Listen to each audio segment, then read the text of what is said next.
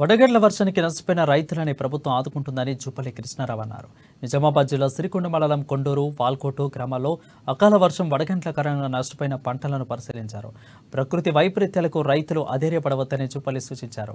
పంట నష్టం జరిగిన ప్రతి ఎకరాకు 10 నుండి 15 వేల రూపాయలు నష్టపరిహారం ఇచ్చేందుకు కాంగ్రెస్ ప్రభుత్వం నిర్ణయం తీసుకుందని తెలిపారు. గత 10 ఏళ్లుగా బీఆర్ఎస్ పార్టీ రాష్ట్రాన్ని పాలించి ఖజానాను ఖాళీ చేసిందని విమర్శించారు.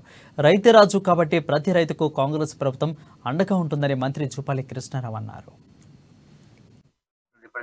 ఆర్థిక పరిస్థితి గత ప్రభుత్వాలలో చిన్న భిన్నం అయినా కూడా ఈ రోజున గౌరవ ముఖ్యమంత్రి రేవంత్ రెడ్డి గారి నాయకత్వాన ఈ పంట నష్టానికి సంబంధించి ప్రతి ఎకరానికి పంట ఏదైనా ప్రతి ఎకరానికి ఎంతమంది రైతులకు ఎన్ని వేల ఎకరాలు నష్టం జరిగిందో ప్రతి ఎకరానికి ప్రతి సెంటు కూడా ఈ రోజున ఎకరానికి 10,000 రూపాయల చొప్పున ఈ యొక్క పంట నష్టం ఇచ్చేటువంటి ఏర్పాటు చేయడం జరుగుతుంది. ఇప్పటికే సంబంధిత గౌరవ ముఖ్యమంత్రి గారు చెప్పడం జరిగింది.